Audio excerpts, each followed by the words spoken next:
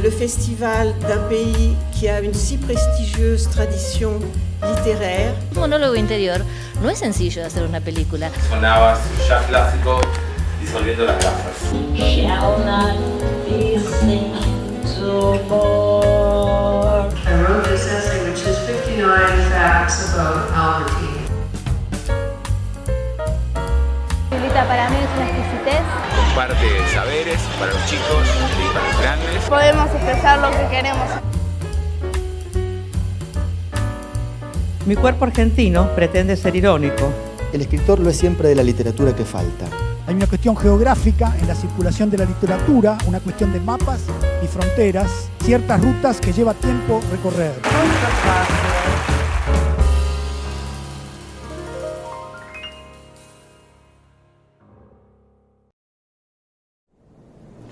Hola a todas y a todos, bienvenidos a este Filba 2020.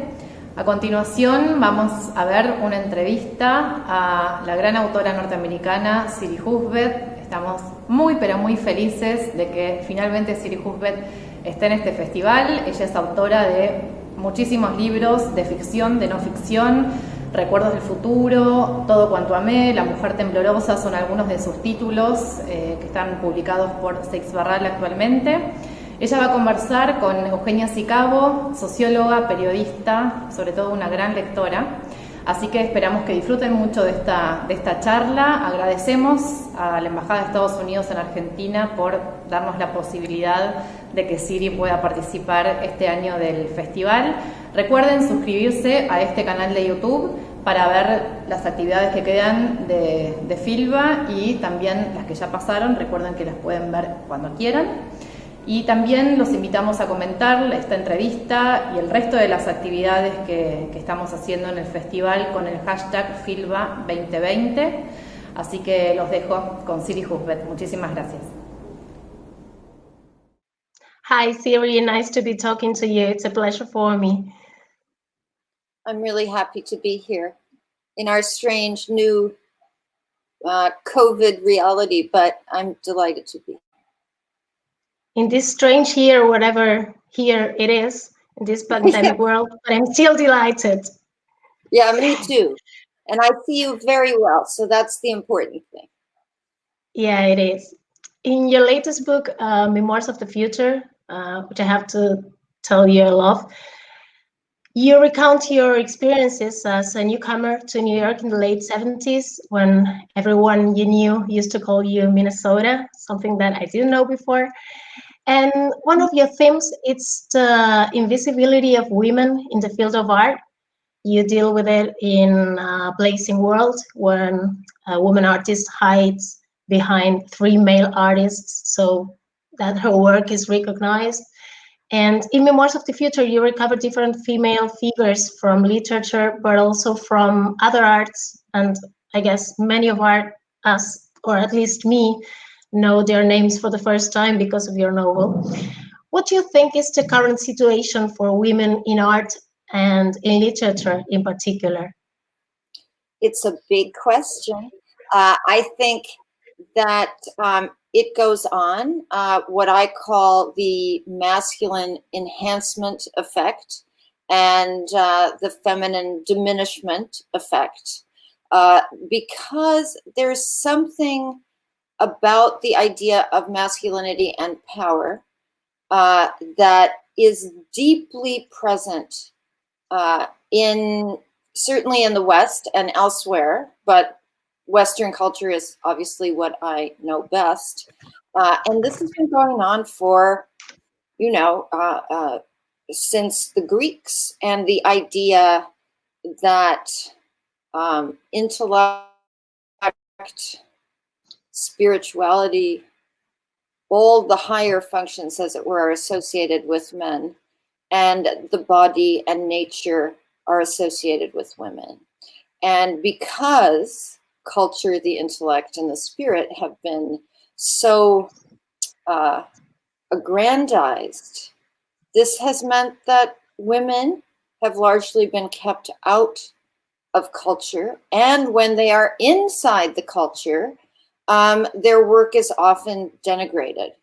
I think this goes on. I think there is some change. But nevertheless, if you think about something that has long fascinated me, which is that men consume less fiction than women all over the world.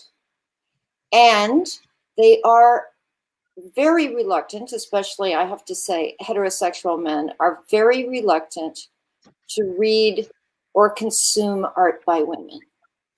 And I think that's because art is, well, it's a deeply felt interaction.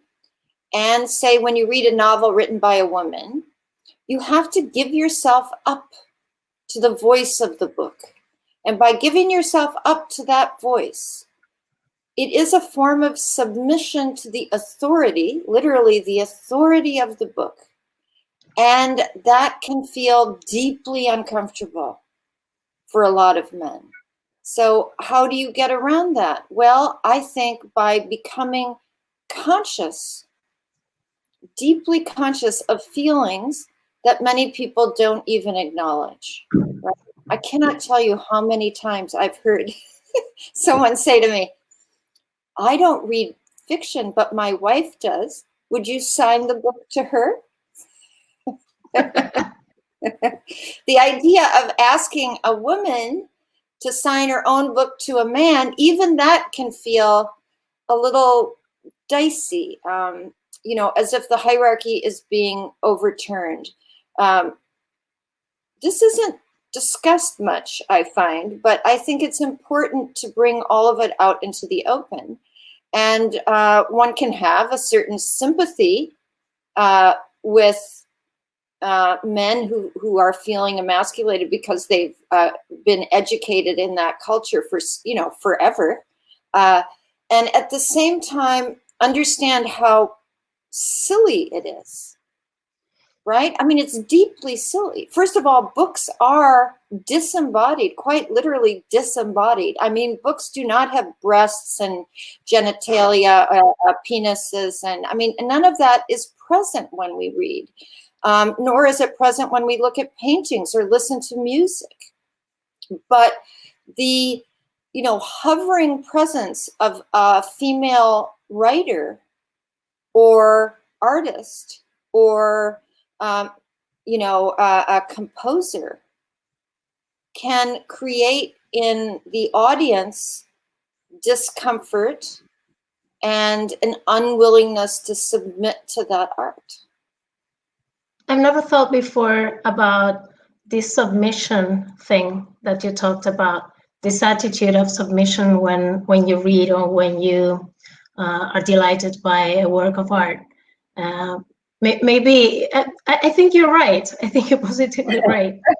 It's that, I'm a passionate reader, and I've been a passionate reader since I was a child.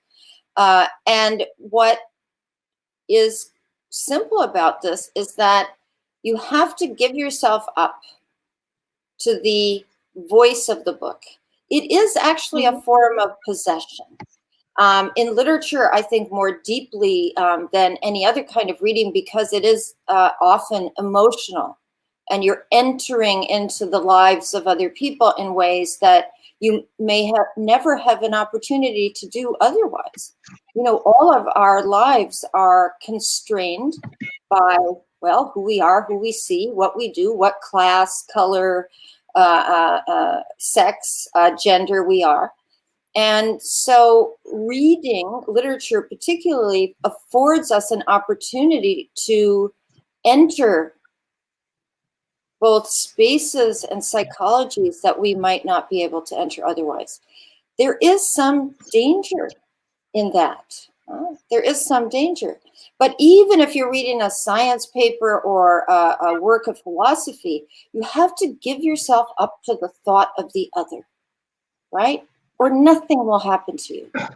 Now, you can stop reading, you can stop the possession and think, do I agree with this? Is this right? Is there a flaw in this argument? Or what is this character doing? Oh, heavens, this could be awful, right? But the excitement, the pleasure, and the intellectual value is only in the giving up, right? And because giving up, or that form of submission, is considered a feminine act, this can constrain intellectual richness. I was actually, and it has during so many centuries. I think it has. So what's fascinating, I was in Berlin years ago and did a conversation with a neuroscientist for the conference, but also for a TV show in Germany.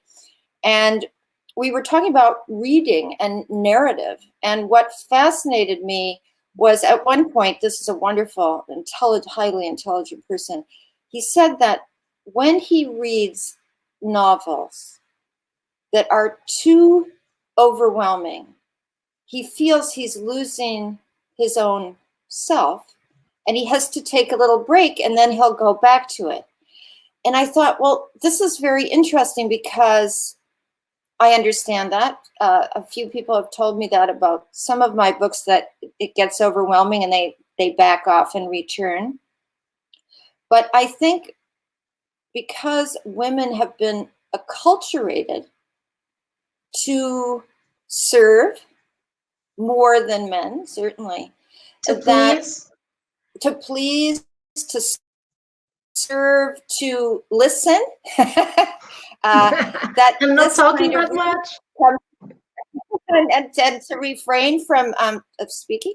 But, you know, that has the other side to it as well, which is that I think a lot of women are more available to texts, you know, which is, you know, also why more women read fiction than men. You know, they don't have the same. I wouldn't say you have to lose your soul, but instead of that, you gain a soul. You gain the other's soul. After reading your novel, I haven't lost my soul, but I kind of gained some of yours in a way, in a strange way. That's right. I mean, I think reading is a deep form of dialogue, right? Even though the book doesn't answer back. You know, it's not the same as what we're having now. And at the same time, when you engage deeply with a book, and the books that I have loved best, they stay with me, and they have changed my internal reality, and I think also my actions in the world, right? So this is important. And I think the importance of reading, the importance of taking in what I think of as plural perspectives, not just one, right? So let's say you like mystery novels and you spend your whole life reading mystery novels. I think there are definitely insights to be gained from the detective genre, for example. But the richest kind of reading for me is always plural, and also reading numerous voices that create a kind of cacophony in the mind, right? That disturb. It also changes your tone of looking at reality. It's not just a point of view, but a tone. Yes, a tone, a music, right? I think the best poems and prose works, and even some philosophy has a musical feeling. And so when you read, you're not just taking in, you know, the dictionary meanings of a text. You're also taking in its rhythm, as its tone, as you say. And that stays with you, not just consciously, but I think unconsciously. I mean, it can enter your body as an alternative rhythm, right? Oh, and then if you come across it again, you say, ah, I recognize that. I remember that. You know, I remember that swing or that beat or that, you know, that other reality. That's not my music. And But that's why you want sometimes to return to an author to listen to that music. And you say, yes, yeah, here you are. Welcome back. Yes, or, you know, the multiple meanings, right, that are produced in different readers, right? So I'm sure you've discussed books with friends and discovered that your interpretation, say, of a text does not match up with theirs. And that's because of the dialogical nature, or the in-between, right, that's created when somebody reads. Because when you read, you bring your own experience, you bring your emotional reality, your family stories, all of that you bring to a text. We can't divorce a text from the embodiment or reality of the reader herself, right? So texts are dead unless they're animated by a reader, right? They just lie there. I see all the books behind you, and yeah. So where are those texts? Well, if there are books behind you that you haven't read, my gesture will say here and here. That's very smart. That's deep. Especially part of it is like right here. Right. So the books that you've taken in, and the books that have mattered, and the books that have mattered, by the way, are books that move you. So if you think back about your reading life, there are books that I remember admiring very much, and I don't remember anything about them. Mm-hmm. And I think it's because they didn't touch me emotionally. And in neurobiology, this has become quite clear. Memory memory is consolidated by emotion, right? So what you don't care about, you forget. You forget. And you fix what you do care about. It makes perfect sense. Yeah, yeah. So emotion is a kind of burning force in memory. And I think often people who have had great experiences with books can remember where they were. Do you have that when you read a particular book? That kind of. Yeah, I write it down in the first page. Oh, just you in do? case. I think I should do that. But I do often remember, lying on a sofa in a particular place with that particular book, and how deeply it affected me. Yeah. Well, you say something in your novel because you question who speaks to us when we read, and you give a possible answer, which is the artist and us. You said something like, I am you and you are me. And this must have been one of the novels that most interrupted my inner voice that I've ever read, because it made me travel to different moments in my past and project myself into the future in parallel with the protagonist and with you as a literary figure. I mean, I've read you for more than 20 years now, and I saw how the photos of your labels change. I mean, yes, the young one and the old one. So actually, the novel. I saw you growing up in a way. Yeah, yeah. The memories of the future isn't a way of dialogue. The young and the old. Yeah. Yeah, it's the feeling that this conversation started a long time ago, since I opened the first of your books. And I wanted to ask you, with what writers does this happen to you over time? Writers that I still talk to, you mean, in my mind? Yeah, talk while reading. Because you probably have so many friends who are also writers. Oh, you mean living writers or dead ones? The ones you want. Doesn't matter. So my dialogues have become, I think, more complex and more multiple over the years. The very early writers in my life as a child were, Lewis Carroll's Alice in Wonderland as a fairly little girl, and I was still struggling to read the text. And then Emily Dickinson, William Blake when I was 11. And then actually I read Uncle Tom's Cabin, the famous American book about slavery, and also Up from Slavery, another famous American book. I read a lot about the abolitionists in those days when I was 11. Part of American history, of course, that is still haunting us today. The legacy of racism is brutally present in the United States now. And so I'm happy that I read those books when I was just a girl. And then I really entered a phase of reading a lot of 19th century novels.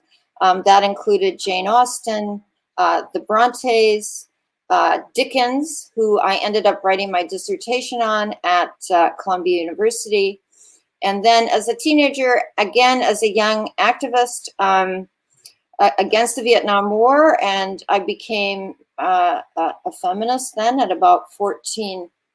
I then again read people that remain very important to me.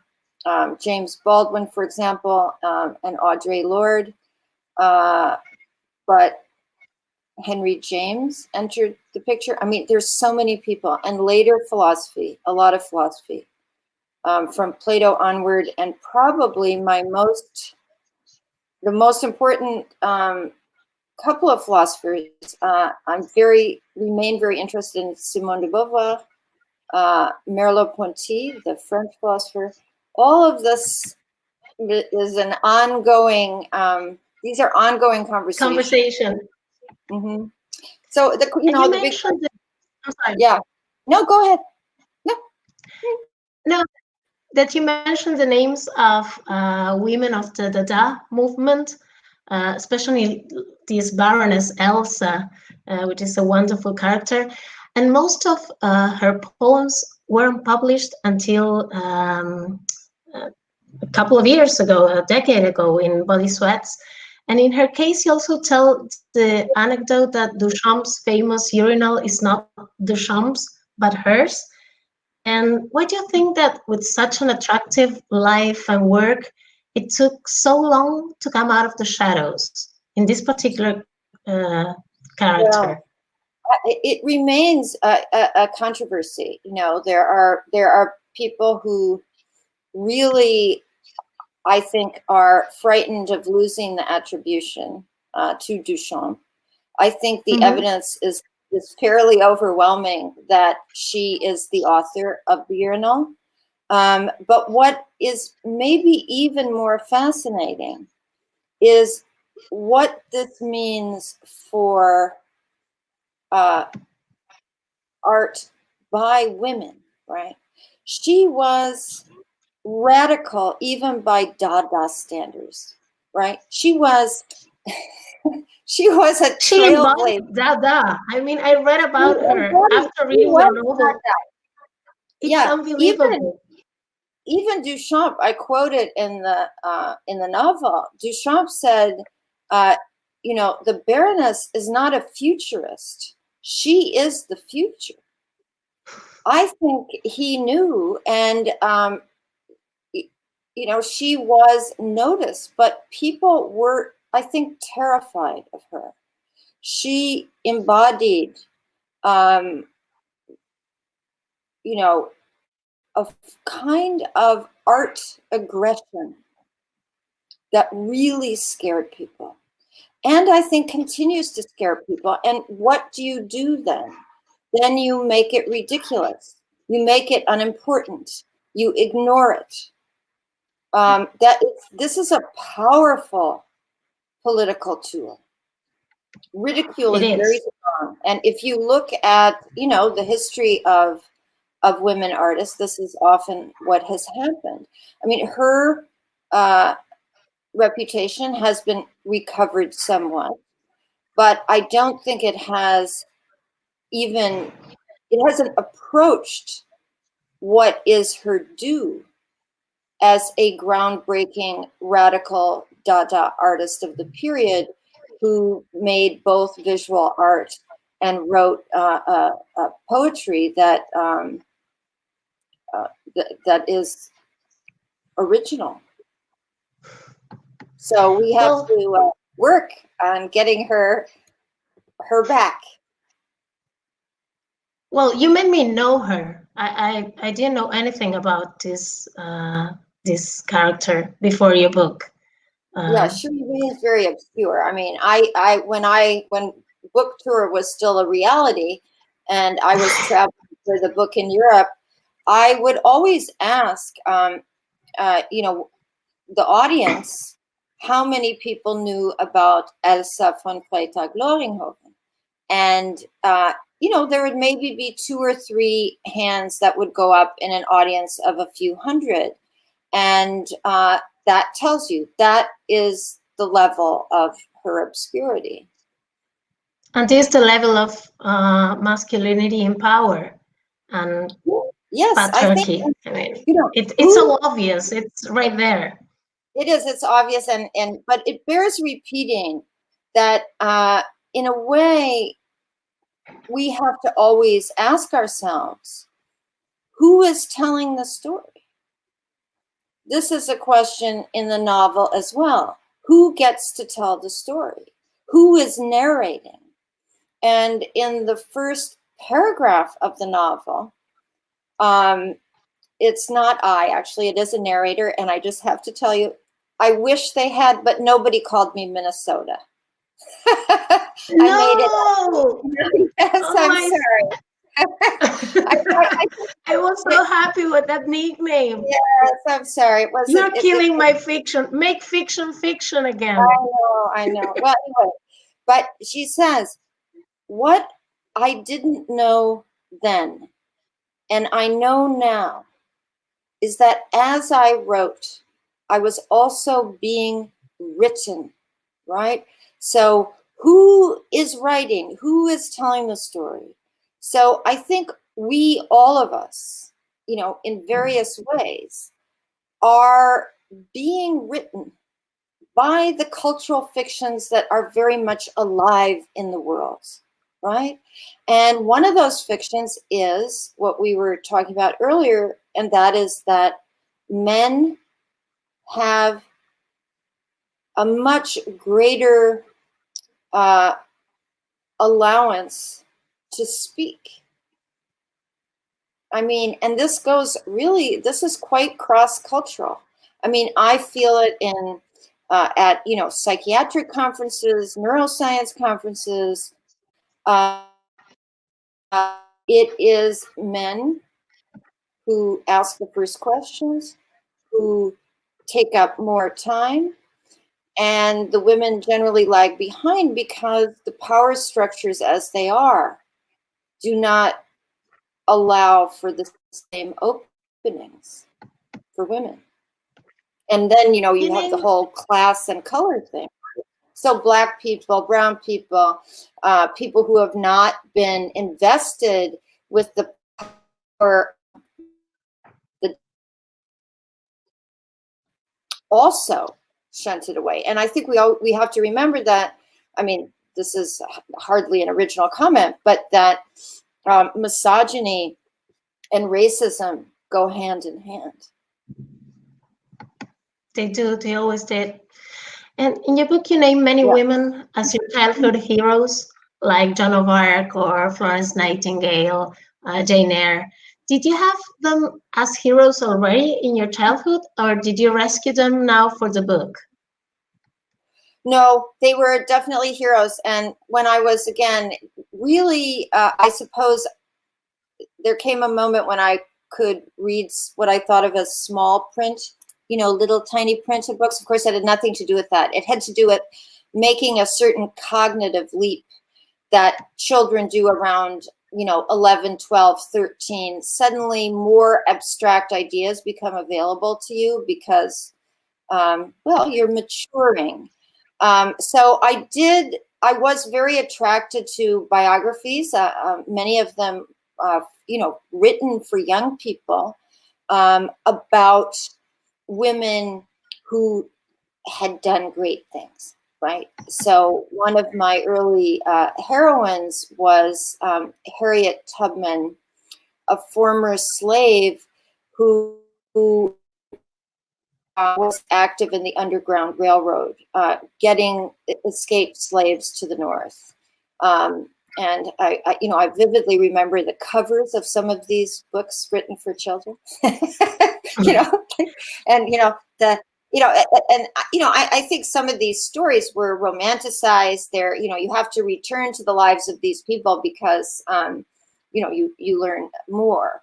But yes, I read Florence Nightingale. I read all of those people. And in fact, despite what I told you earlier, that Minnesota was not my nickname, the parts of the book that are about the child reading and writing are very much borrowed directly from my own life. And I assume also your political points of view are yours, also your characters. In your book, you and your mother, or your character's mother, ask, is it possible that Trump is a president? Yeah. I would like to ask you, what is it like to be a writer in a country where someone so deeply anti-intellectual rules? Yes, I mean, America is a mercantile culture, as I like to say. It has never cared very deeply about intellectuals, writers, artists, even though I think we've had some great ones. And so my husband and I and a group of other writers have founded now Writers Against Trump. This just happened in August. And we are organizing up to and beyond the election, depending on what happens. I think the United States at the moment is in a political emergency, not just a biological emergency, which we are also in. And that we are in danger of becoming an authoritarian country. If Trump is reelected, or if the election results are not respected.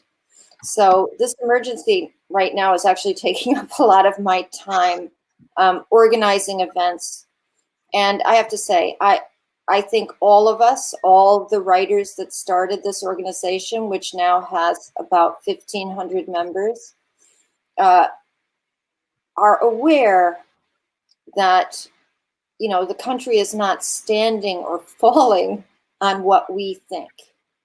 At the same time, I think we feel it's important as human beings who write and know how important words are in every culture,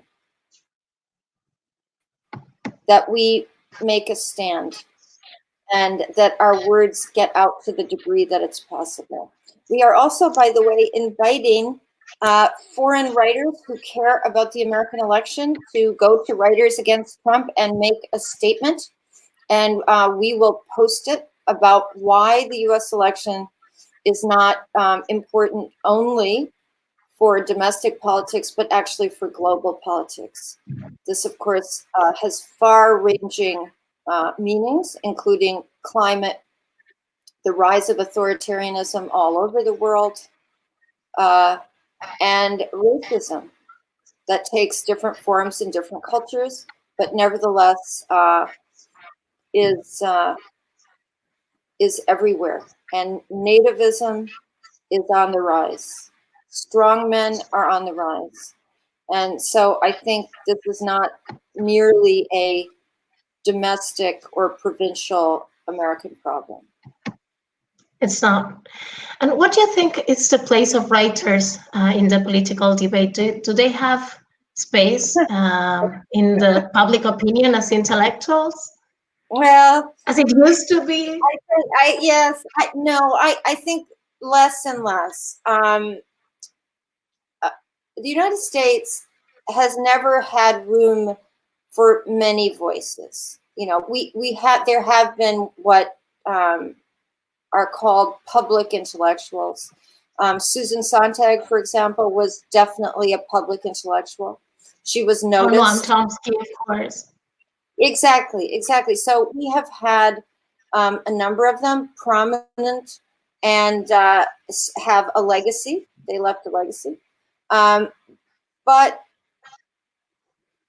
you know, I could be blinkered by the present, but I am not hearing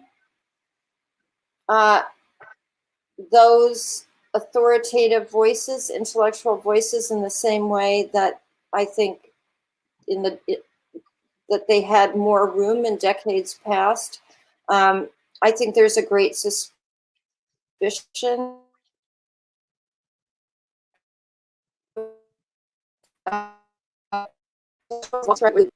and well, the professorial is hated among many people in the United States. Hated, right? Yeah, I think it's hated. You know,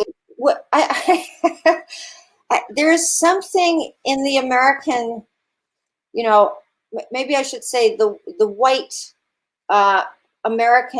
white male American pioneer's soul that is resistant to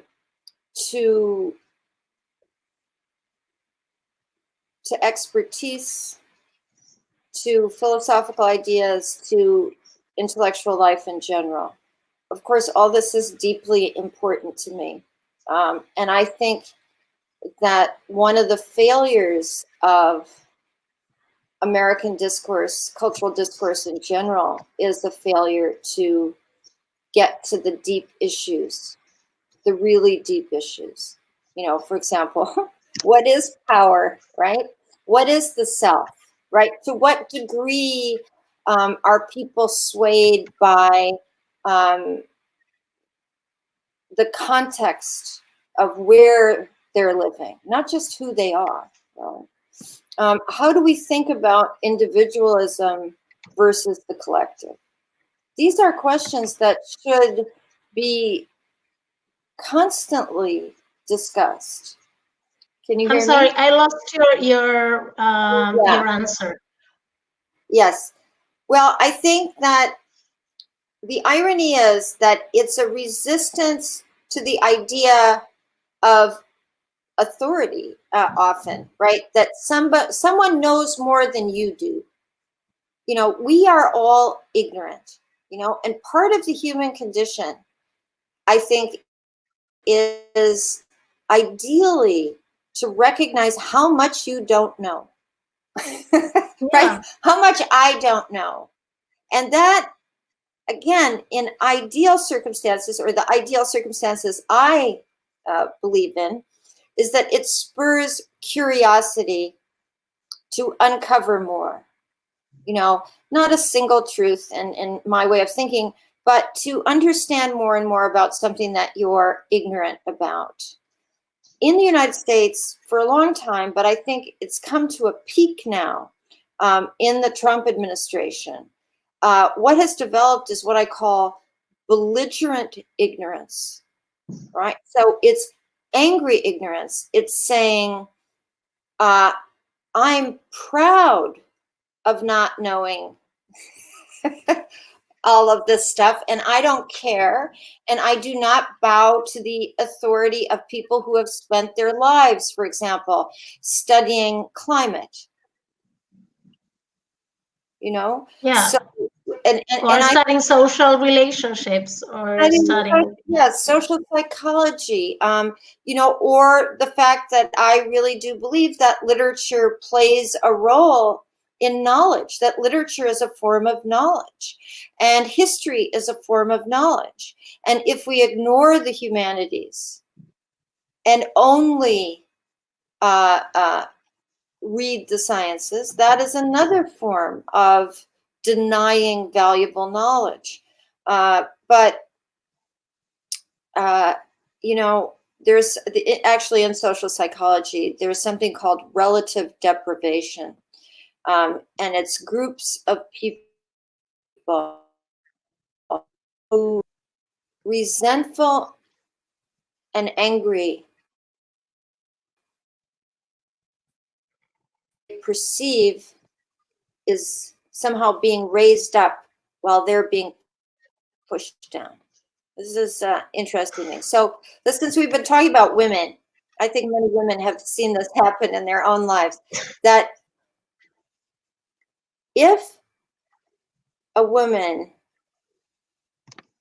puts herself in a legitimate position of authority, let's say she's a scientist and she's been working on a problem for many, many years, and she's in a conversation with a man, and she assumes that authority, which is quite normal under the circumstances. And she encounters real anger in the man. That anger has to do with his sense that she is being raised up. In other words, just by being an authority, she's a threat and can be a catalyst for anger. I mean, I've seen this happen. It's happened to me, but I've seen it happen to other women. It's simply her comfort and happiness in her position of authority is enough to create rage and anger from others. And I think we saw this most dramatically in another context with Barack Obama.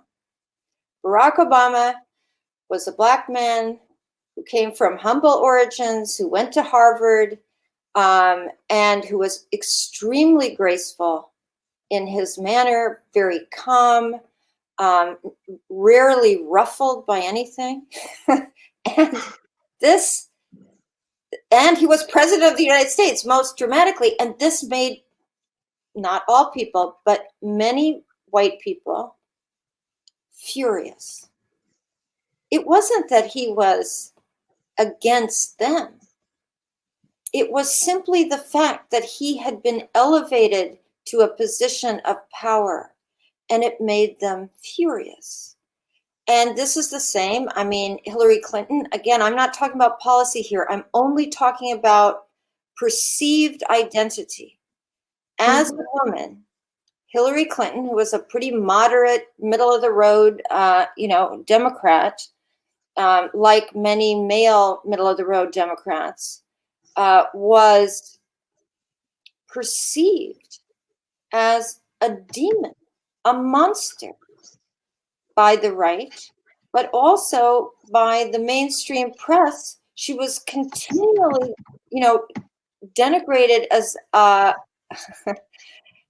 candidate who was equally terrible to Donald Trump, right? So a private email server was equivalent to sexual assault, tax evasion, and ridiculous. Yeah, right. It's ridiculous. It's just ridiculous. So I think we see this in culture all the time, and very often it isn't named.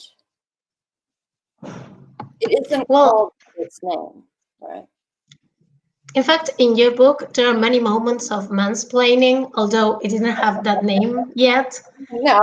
For example, I remember the scene with a man who studies anthropology, I think, and speaks looking at your character's breasts, and she pretends to be interested in things she already knows because, as she says, my ignorance pleases him. Right. And I'm happy. I was going to ask you if you think there have been any major changes in this regard, but as we were talking. Well, I think that, you know, as time goes on, you know, women, since we're talking about women now, have understood the value of open speech, right? What many women have done over time is just thought, oh, I'll just let it go, you know, for multiple reasons. You don't want to make a scene, make a fuss. You don't want people angry at you. You don't want to be punished for what you believe. And I have found in my old age, and I think the dialogue between the old writer and the young writer in the novel is very much about this, that if you sit on yourself for years and years, or worse, if you don't understand that you're actually enraged about what's been happening to you, this distorts the human personality. This is really a bad deal. And there are moments in life when it is really important to speak out. Now, often there is some punishment involved. It's usually what I'm talking about here, and most of the book is not about physical punishment, but social punishment. You know, we don't like you. You're not nice. You're not being a lady. You're too bright. Right. You're a very opinionated person. That's right. All of that.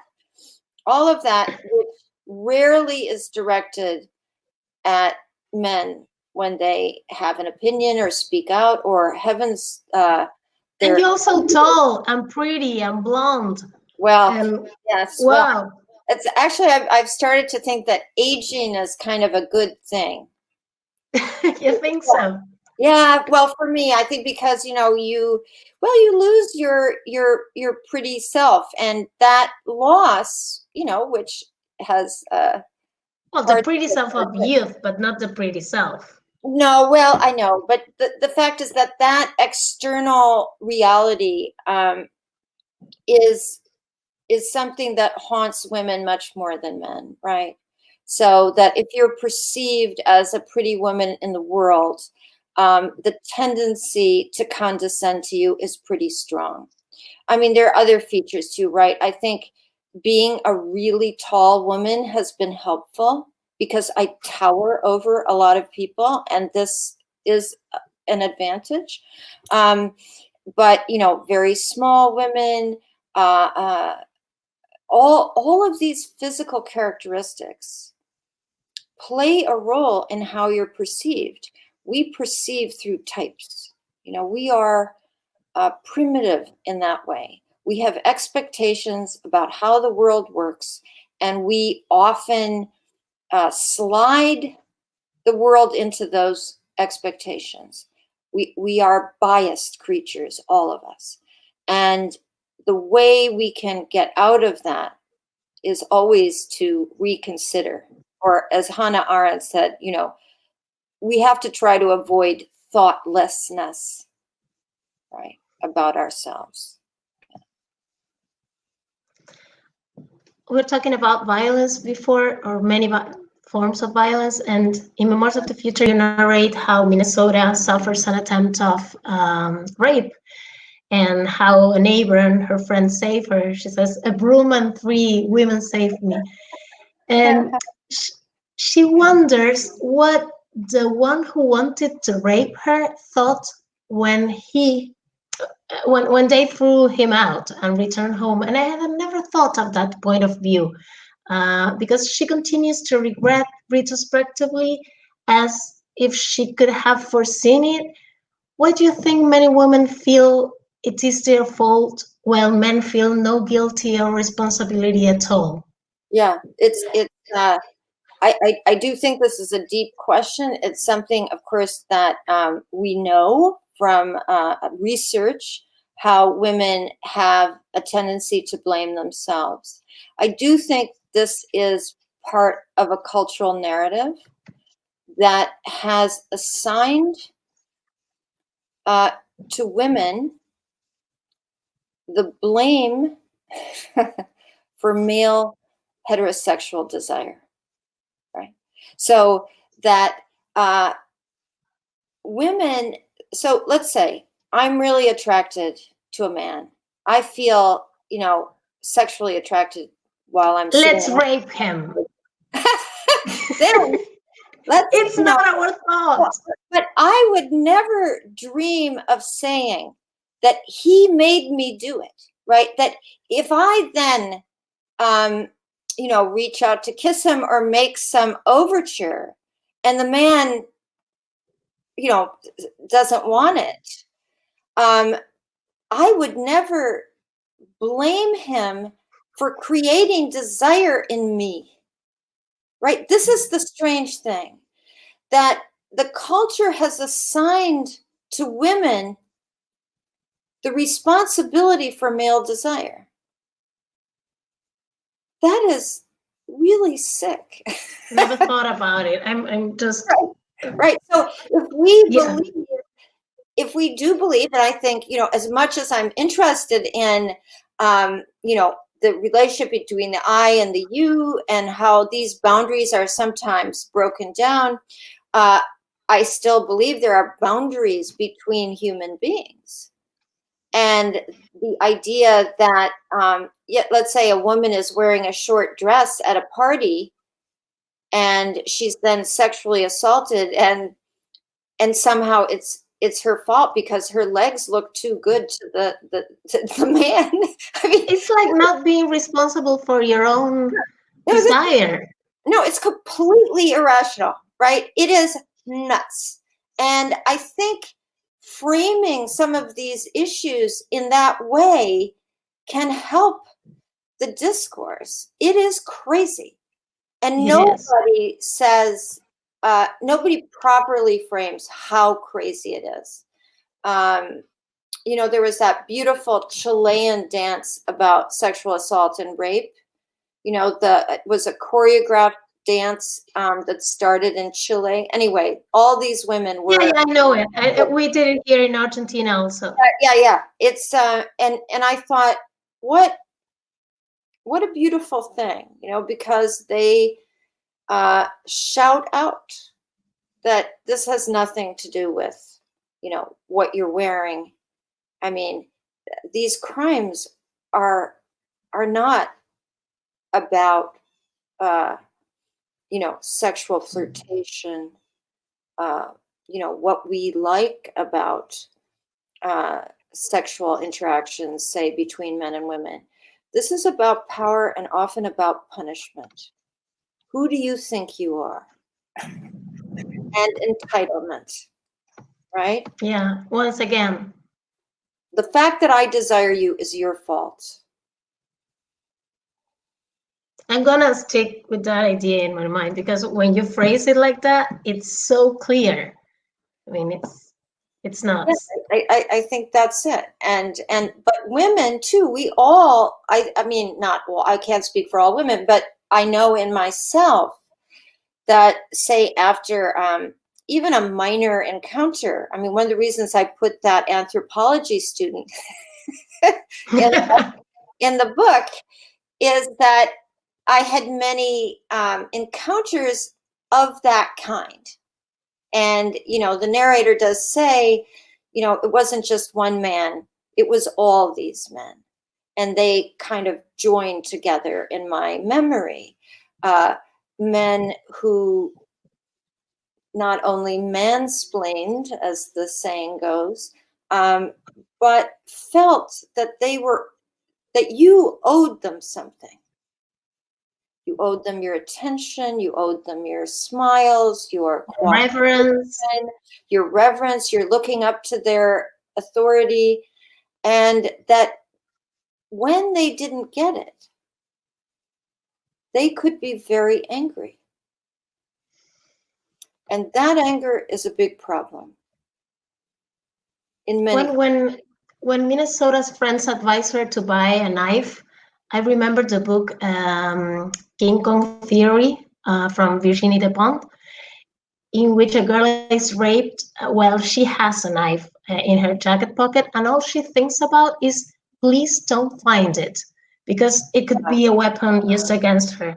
In the case of your character, it's different. It empowers her. Even if she's not very skilled with the weapon, we must say. No. Did it ever occur to you that it could be a weapon used against this character instead of something empowerment? Yeah, I think, the knife is more symbolic than actual, right? So I thought of the knife as the rage, the anger that this character was not able to articulate until, later in her life. I mean, she's afraid of that knife because I think she's afraid of her own aggression.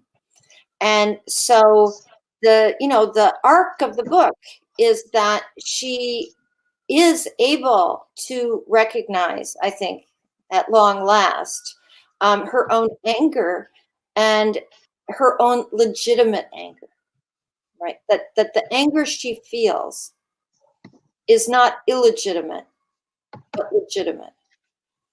And then, in a way, the knife is no longer needed because words can take the place of the knife.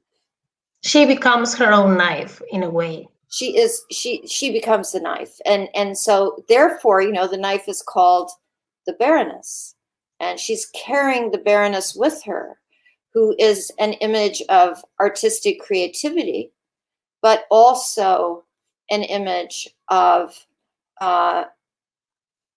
aggression. And it's also a phallic image. Yes, it is, of course. And I mean, there are a couple of them. So there's the key and the knife.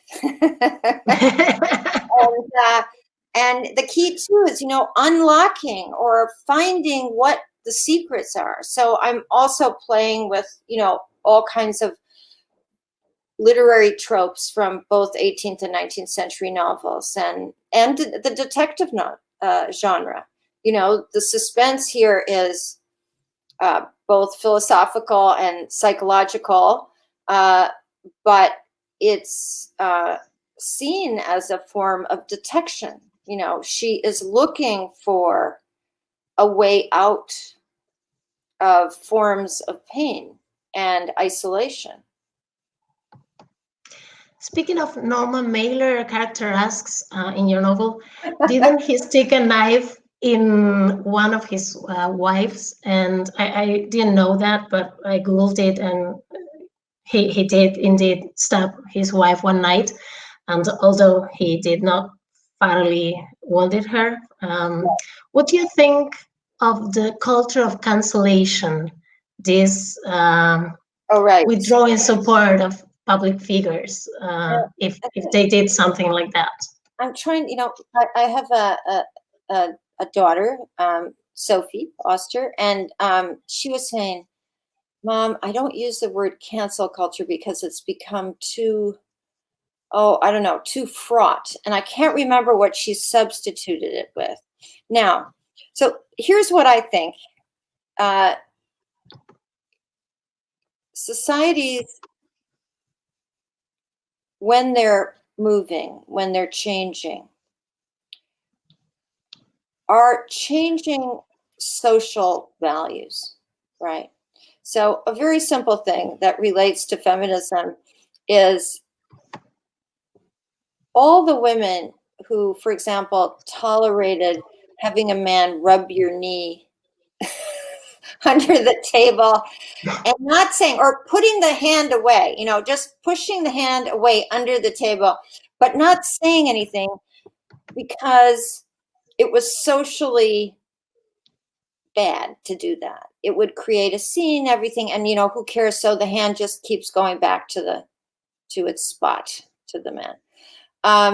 I think what's changed is that women feel more free to turn to the man and say, if you put your hand on my knee another time, I'm going to move to the other side of the table. I do not accept that. So that's a change. And probably she will say it loud. Loud. So everyone can hear. So everybody can hear. Yeah. So he becomes socially embarrassed. That's the idea. But I was thinking about these public figures like, I don't know, Woody Allen or these major artists that in their private lives committed things that are definitely not right. This culture of cancellation of their work, which I'm not sure, I'm not okay with that, because I don't want to lose these major pieces because of what their authors did. But it's a going on discussion nowadays. Yes. And I think it's worth talking about. What I have said. Actually, this essay I don't think is published yet, but it's in a book of essays that's coming out. If we demanded absolute moral purity from our artists, there would be very little to listen to see, or to hear. No human being is perfect. We all have moral flaws. At the same time, I think the social climate that is being created is not a terrible thing. In other words, we are adjusting to a different world where forms of casual sexism and racism and various abuses of power are not as acceptable as they used to be. And,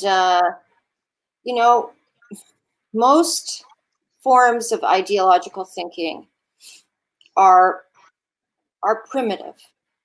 I mean, and at the same time, the most subtle and interesting arguments from my point of view are not what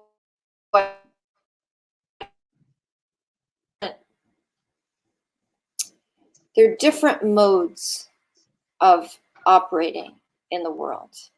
For example, there's a beautiful sign that I saw, Black Lives Matter demonstration, which said silence is violence, right? So people who remain unengaged on the sidelines, say absolutely nothing, are complicit. They are part of the problem. And if you think about the problem that way, then you will see that there are both, complicated, simplistic aspects to what we call cancel culture, but that it's also part of a new wind blowing to change wrongs. Just the way, the British suffragettes chained themselves to fences and went on hunger strikes and burned up golf courses. And we can discuss whether that was, smart or effective or whatever. But no one is, I think, few people in the world today would say we should take the vote away from women. Right? I hope so. And we never know. Siri, we never know. Look what happens with abortion. Yes. I think reproductive rights is, especially in the United States, this is a very good issue, something that I've thought about a lot, especially in biological terms, and how people who oppose reproductive rights for women have completely misunderstood and misrepresented biological reality. Another story, a long story that I could talk about. No, but for us, it's just such an actual story because we are still struggling with it and fighting for the right of abortion. We don't have the right of abortion in Argentina, and we expect to have it this year because it has been debates in both cameras, and well, it's still hope. But when you look to a place like the States, with that right from many decades, and you're struggling to not go backwards, it's frightening. It's been deeply eroded, right? Our reproductive rights in the United States, and this is the rising power of the right for many decades now. And as we said earlier, misogyny and racism go hand in hand. You can't really separate them. So if you look at, Hitler's Germany, Mussolini's Italy, and many other authoritarian places, the suppression of women is always part of the agenda, and suppressing reproductive rights. Just a happier issue. It's not yours. I'm going to bring a happier issue just to be finishing this interview. A great subject in your novel is the friendship among women and the friendly crush between these two women, this mutual admiration and this desire to be like the other. You and your friend, or Minnesota's friend at the time, wrote in their diaries about the day they met. What are the odds of having that record? I want to ask you if that was real or it was part of the fiction. No, it's fiction. How it is? Because what are the odds? I made it up, but it's nice to think about, though. Yeah, and I think the feelings of that friendship are very close to feelings I have and still have for women in my life who have been friends for decades, right, since I was young. And how complex and passionate these relations can be. I think the 19th century was actually a period when there was greater understanding of passionate relations in single sex passionate relations that weren't highly eroticized, but that a certain eroticism is part of all friendships, all closeness. And denying that, as you said, the girl crush or falling in love with someone who becomes a friend for a very, very long time has been poorly discussed in contemporary culture. So I wanted that. Actually the big relations that are discussed in this novel, in Memories of the Future, are among women. The men are quite on the outside in this particular book. We know that the narrator is married to someone she cares about, a physicist, and he enters in very tiny ways into the text. But she's really staging a dialogue between her two selves and then the various women who are important to the narrative. Well, something similar happened in The Summer Without Men, one of your novels. And the title says itself. Yeah. But there's the main character's mother. I remember she lives in a residence with other elderly women, in which one of them was more than 100 years, if I don't mistake. Yeah. And in Memoirs of the Future, your own mother, or the character's mother, is more than 90 years old. what interests you most about that stage of life? Well, I was borrowing from my own mother in both cases. And my mother died in October at 96. Thank you. I loved her very, very much. And I think watching my mother grow old, and of course having memories of my much younger mother and the friendship that developed between us, I think particularly after my father died. My mother was 80. My father was 81 when he died, and she lived on.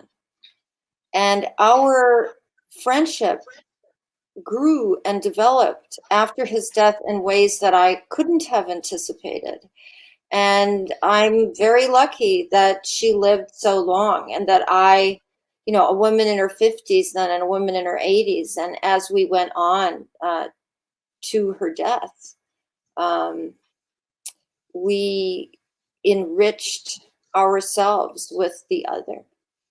And she was forgetting in the last years, I have to say. So in a book about memory, borrowing my mother's memory was quite useful because she was forgetting things, but her emotional self, her connection, her attachment to me, and my attachment to her were never touched by her memory problems.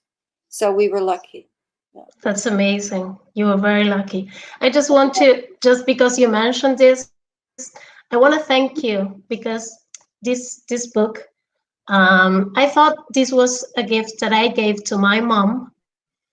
But it was the other way around. And I found, well, rereading it, just a note of my own mother who died 20 years ago when I was 22 years.